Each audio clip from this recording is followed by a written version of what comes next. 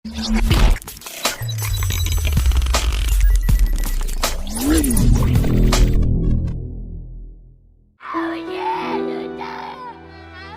hello people Hepan, ketemu lagi di channel ini. Jadi pada kesempatan kali ini Mimin mau merekomendasikan lagi film Korea yang bakalan bikin kamu sedih. Ya ini lanjutan dari video yang pertama. Seperti biasa sebelum menonton siapin tisu terlebih dahulu ya.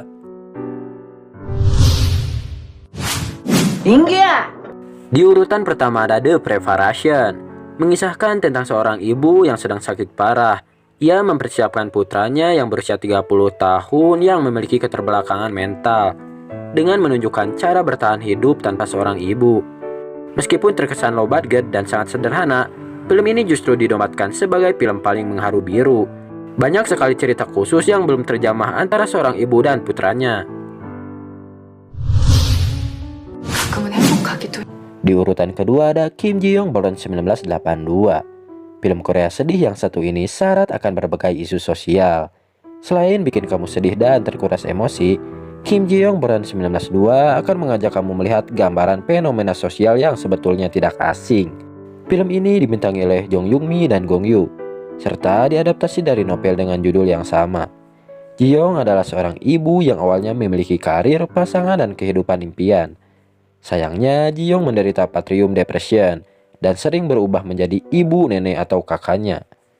Kondisi makin keruh dengan ibu mertuanya yang masih berpola pikir kuno, serta trauma di masa lalu Ji Young.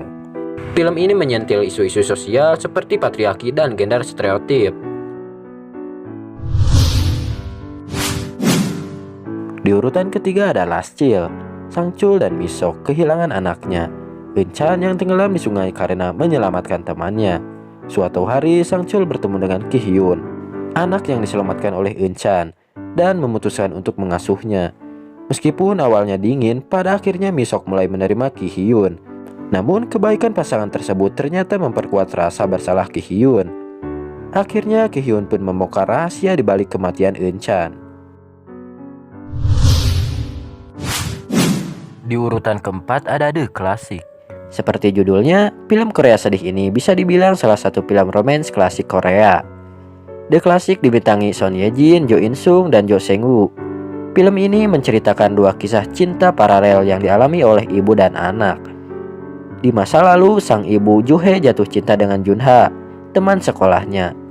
Namun hubungan ini tidak direstui orang tua Jun Hye yang berencana menyodohkannya dengan orang lain. Situasi memburuk saat Joo Ha ikut berperang ke Vietnam. Sementara itu di masa sekarang, sang anak Ji Hye jatuh cinta dengan Sang Min, tetapi terhalang oleh orang ketiga. Kira-kira siapa di antara ibu dan anak ini yang berhasil mewujudkan kisah cintanya ya?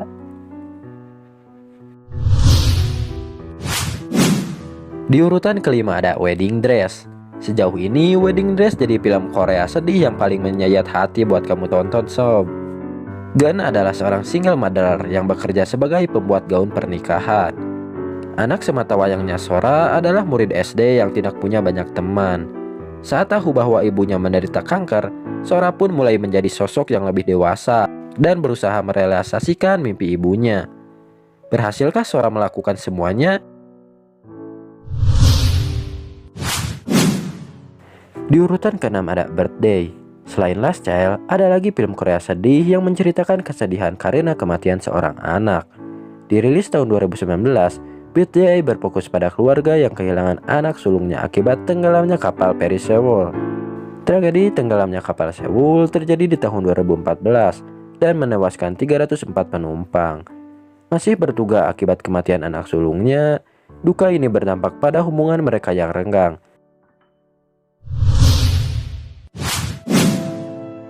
Di urutan berikutnya ada My 18.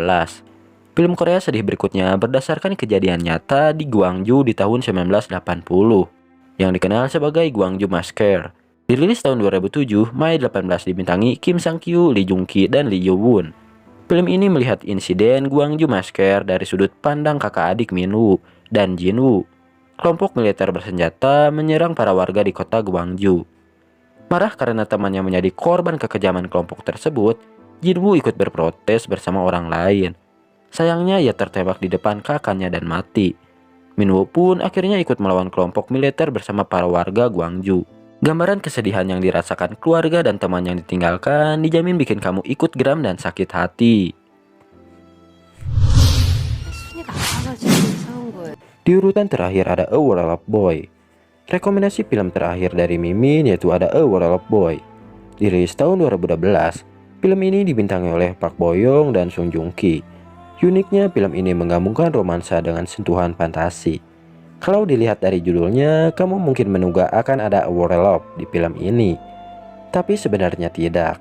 Sun Yi pindah ke pedesaan bersama ibu dan adiknya. Di rumah baru, mereka menemukan anak yang tak terurus. Sang ibu pun kasihan dan merawatnya, serta menamainya Chul Su. Meskipun awalnya merasa risih, Sun Yi menerima keberadaan Chul Su dan mulai menyukainya. Namun keberadaan Chul Su terancam oleh orang-orang desa. Demi menyelamatkannya, Sun Yi terpaksa membuangnya di hutan, tetapi berjanji akan kembali. Mungkin cuma segitu aja rekomendasi dari Mimin. Barangkali ada rekomendasi dari kalian, silahkan komen aja ya. Bye-bye.